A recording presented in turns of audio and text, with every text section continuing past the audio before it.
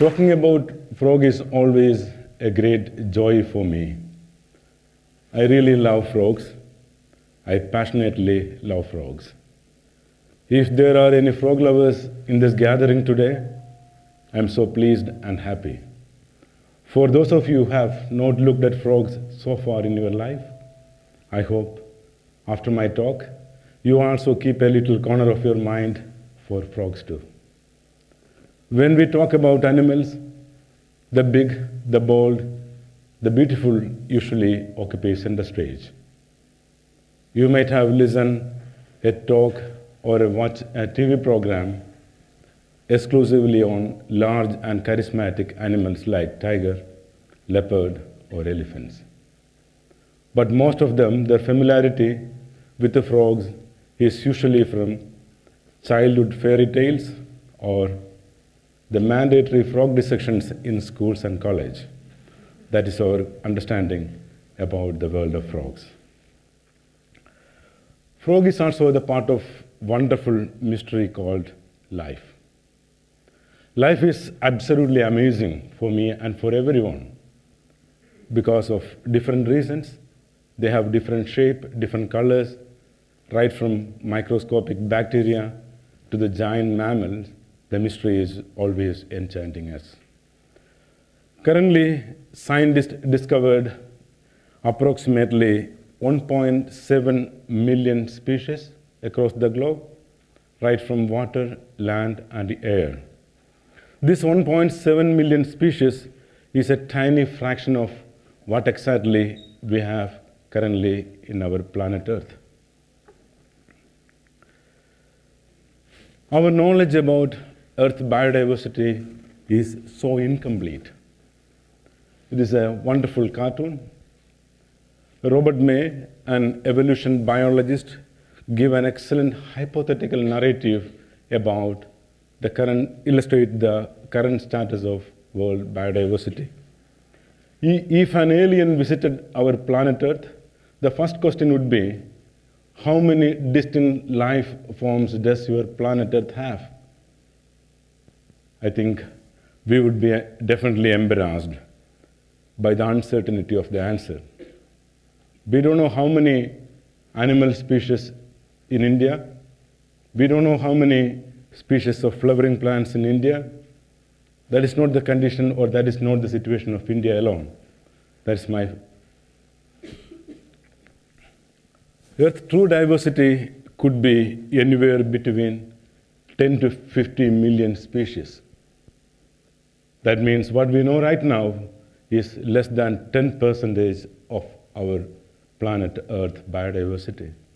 Remaining 90% of our flora and fauna is still remain unknown to the world. That is a stage, that's the status of our biodiversity. Even the life forms that have been discovered on the verge of extinction due to various reasons, biodiversity and its conservation is much more relevant today because of several reasons, as you're aware of this: global warming, climate change, and related emerging issues. We are living in a century of extinction, and only one species is proliferating everywhere in our planet Earth. That is none other than you and me, the Homo sapiens. We are knowingly or unknowingly ruthlessly destroying the habitats of several species every day. We are really living or facing the extinction crisis right now. There is a small introduction about the diversity of the world, the diversity of our nation. So today I'm talking about little bit about, I'm talking something about little bit. I'm fortunate to be born and grown up in a tiny village in southern part of India. Much of my childhood was spent being with my parents and helping them for bathing our own cow, selling milk, and feeding chicken. Nature taught me more than what I learned from textbooks and college. Technically, not much proper formal education in my childhood, like everyone, those who are sitting in front of me today. Well, that was one of my That was the early life, and it is so enjoyable too. I started my research as a plant scientist after my first PhD and continued to do the plant research for nearly 8 years in a central government organization like US. Usually I like photography. Usually I took photographs during my plant expeditions in remote part of Indian jungle. I stumbled upon frogs during my research for plants.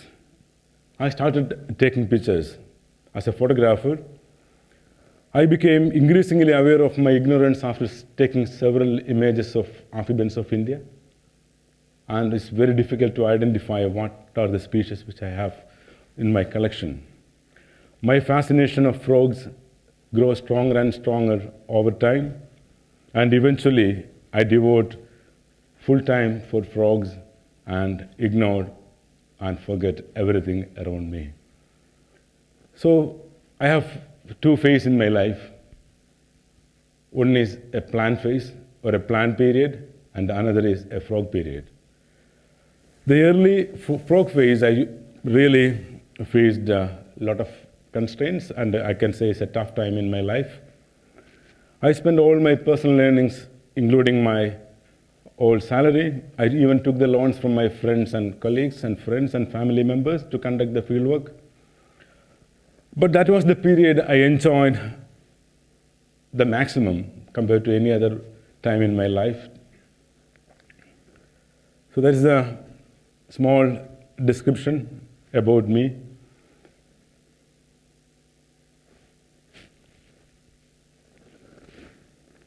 In 2001, after 10 years of silent research in different parts of Indian jungle, I first announced my first publication in the form of 100 new species discovery from India.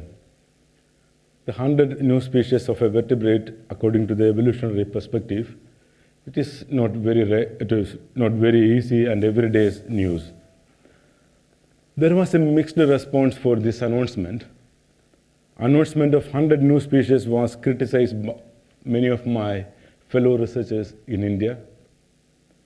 The major criticism was I was that time not a zoologist.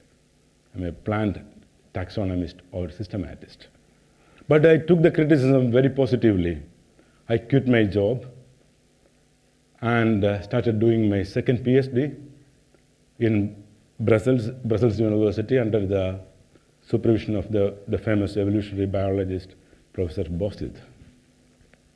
There is a brief introduction about my second life. After that, I can say something about frogs.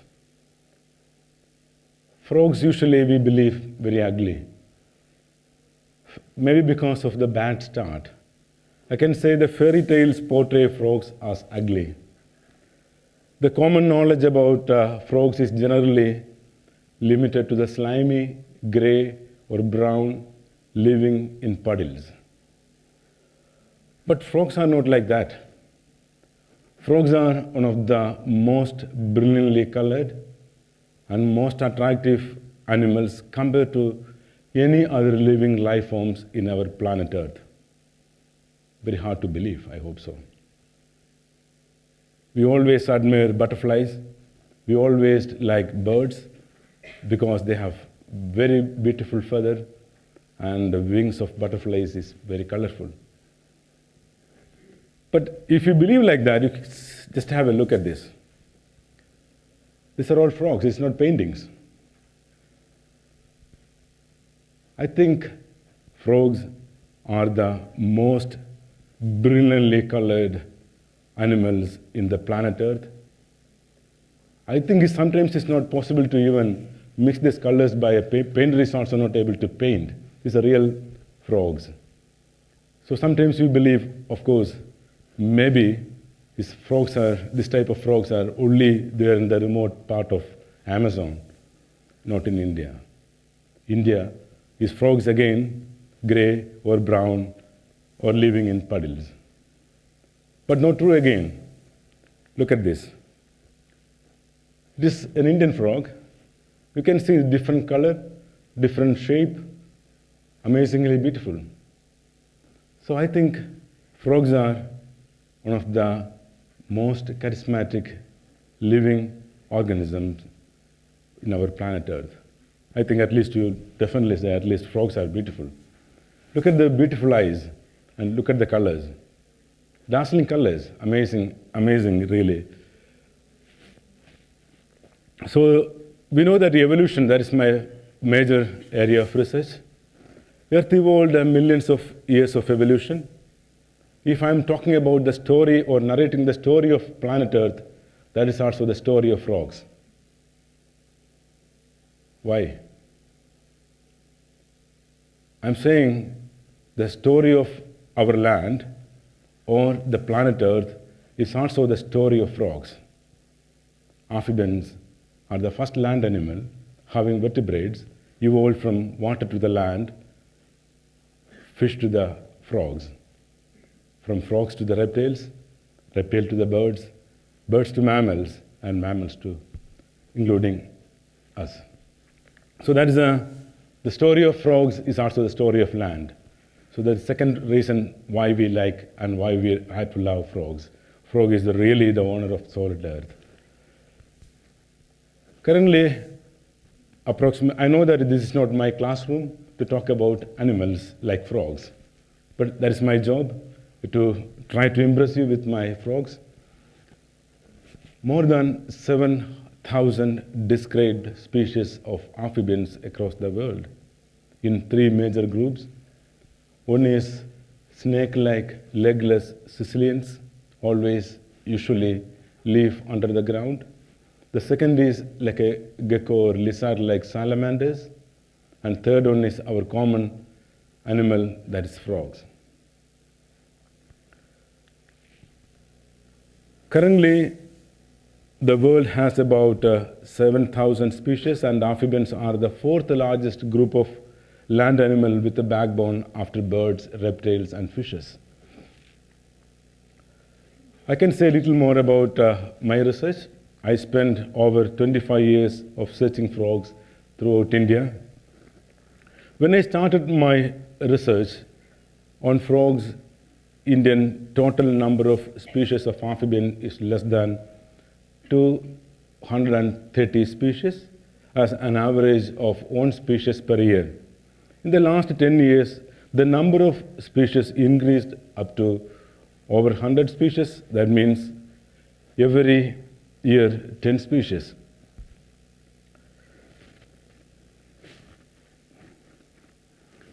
So far, I have formally described 70 new species, 9 new genera, and 2 entirely new family. One is from Western Ghats of southern part of India, and another is from northeastern India. This is from northeastern. This is a very unique lineage. You know how many families in the entire family? I don't want to talk more about science today. This is so sad. We know that the frogs are brilliantly colored. Frogs are having the maximum diverse reproductive modes, evolved approximately 350 million years ago from water to the land, the first animal with a backbone. But sadly, the frogs are on the verge of extinction. Almost half of all known species is on the verge of extinction due to various reasons. I can say 1 out of 3 species is threatened with extinction. You can just imagine what are the major reasons behind the amphibian extinction crisis. So let us have a look at some of the important reasons behind Indian amphibian decline. Maybe because of us. A small video.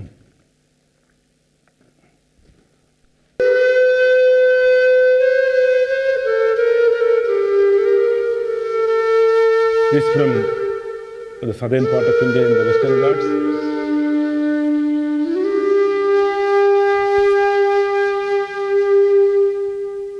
We have seen the major reason or threats of amphibian crisis or extinction of amphibians from our country especially one of the major biodiversity hotspot, Western Ghats.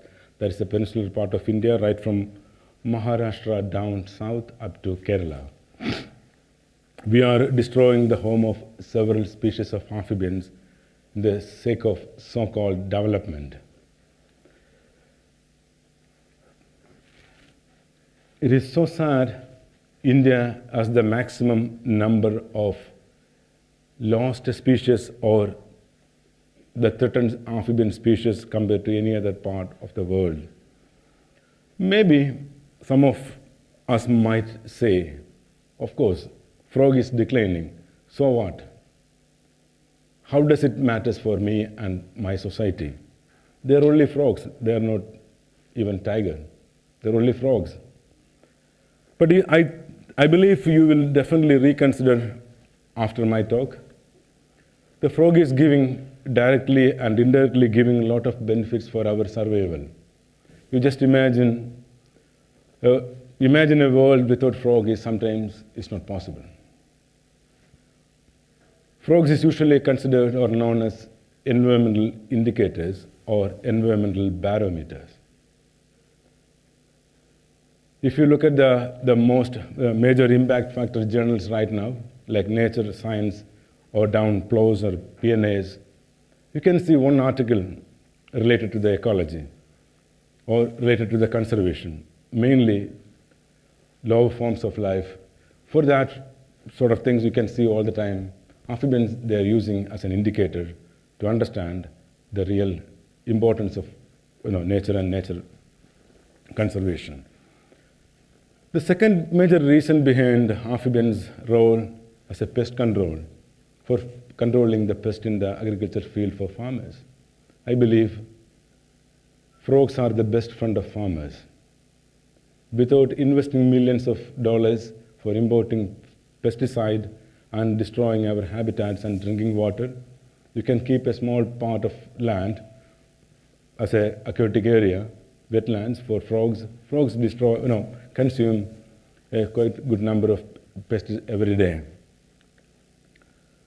And food chain, they are also playing a critical role to give the life to the other life forms. Of course, this is very interesting for you, biomedical research. Because of hospitals, we are using morphine. At the same time, the amphibian-derived alkaloids are almost 180% more powerful than morphine. And morphine have another major concern is the addictive, especially is using for age below 20 is sometimes is not very good. So this chemical derived from the alkaloids derived from the skin is really very important for the clinical.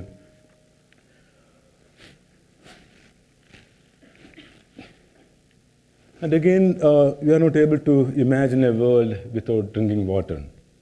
The quality of water in an aquatic habitat, not in our wells, but in the remote part of jungle and in the urban area, the streams, really you want to see the frogs there. The frogs clean the water, a lot of other aspects. We have seen, very briefly I'm talking about the importance of frogs in our society, and we have seen how important is frog for our survival. Unfortunately, these animals are really in the verge of extinction, is maybe in a great danger. Scientists have shown that they have highest number of extinction as compared to any other group of animals in our planet Earth, including India. Apart from the species that declared as extinct, there are so many other species is extremely poorly known that they have not seen for decades or even centuries.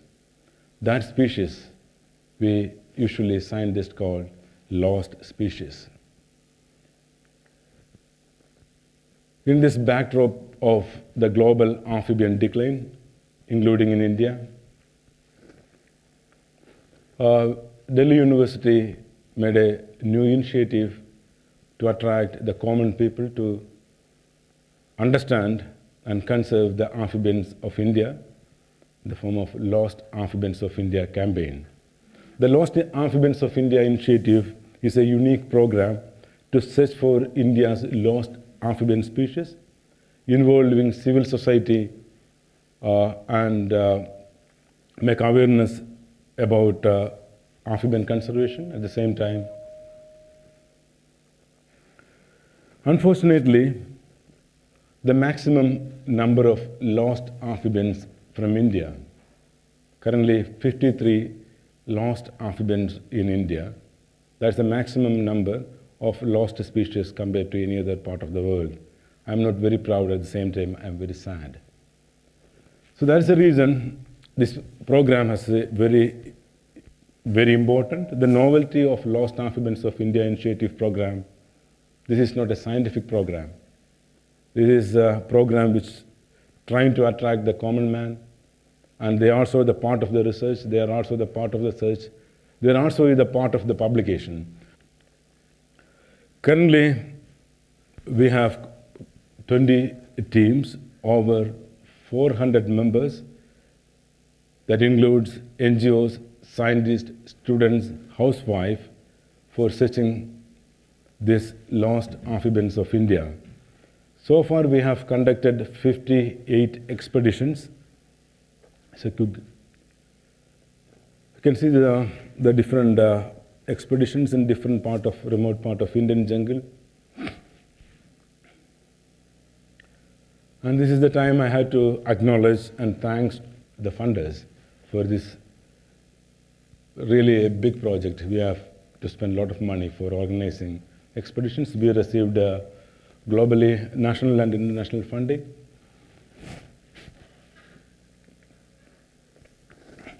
As I mentioned earlier, we have over 400 members, conducted 48 expeditions. Maybe this is the time, let us listen some of their voice, what they have to say about this initiative. Try to discover whether many amphibian species that have not been seen in decades. Turn my torch, we have headlights and all, and we turned, and it's supposed to, it looked very brilliant. I am a medical professional involved in this Lost Amphibians of India project. Lost Amphibians of India, a dream project of Indian amphibian biologists. Yes, we have 400 members. 400 members is really volunteers. They're really involved in searching every nook and corner and remote part of Indian jungle. At the same time, we need support from civil society. Any successful conservation campaign, we can talk about conservation. If I'm talking conservation of amphibians in front of amphibian biologists, absolutely there is no meaning. Because they know the importance of amphibians, they know the importance of the amphibian conservation and everything. But at the same time, we need to attract the civil society to this movement. For that, we need so-called celebrative. Fortunately, we received tremendous support from different people across the globe. Daniel Kumble, at that time he was the captain of Indian team. And the second person, George Mayes, is a long-time writer and the producer of the cartoon Simpson. He's a major supporter of this project. And so many people. Let us listen what they have to say to us. I hope this project will be successful in finding those lost species. Hi, I'm George Meyer, longtime writer for The Simpsons. We're both excited about protecting the amphibians of the Western Ghats. But habitat destruction is wiping out ancient homes of amphibians. Okay, so we have volunteers, we have civil society, we have celebrity to attract the civil society to the campaign. But I think that is not enough. The major problem is politics in India. We know that we have to conserve everything, so we have to please, we have to approach our politicians in a very nice way. So fortunately, we managed, and we received tremendous support. You can just listen. Frogs particularly have great ecological value. They signify the onset of the monsoon, for example. They are very much part of our culture. I am also happy to note that special project is in progress for finding out the lost amphibians of India. മലനിരകളിലെ വംശനാശ ഭീഷണി നേരിടുന്ന. So we have volunteers, we have civil society, we have political support. It's not enough again. So actually we need a media support. Fortunately, Lost Amphibians of India initiative received extremely good support from global media and national media to disseminate the knowledge and disseminate the information about the urgency of halting the amphibian extinction crisis in India and abroad. I think that two people need a special mention today. The editor of Economist spent several days in the remote part of Indian jungle to write a story about Lost Amphibians of India initiative. Finally, she ran a cover story in the foremost magazine, I can say The Economist. It was a great pleasure to see a frog, a tiny frog, sitting on the cover of the world foremost economist magazine, The Economist. Like that, another major person who involved in this project is Bahar Dutt. He's a CNN IBN editor, environmental editor. She also spent several weeks with us in the remote part of Indian jungle. And finally, she made a story about Lost Amphibians of India, the documentary called Mad About Frogs, and probably is the first documentary ever made exclusively on frogs of India. Maybe this is the time we can. Lost Amphibians of India. I've been privileged to join an expedition with them. They need as much protection as the tiger or the elephant. That's an important point, Bahar. Thank you very much. We have to think about conserving amphibians and everything. I'm not talking about only amphibians. We usually talk only two animals to conserve in India. That is tiger, elephant, or maybe leopard. All other animals are not animals in India.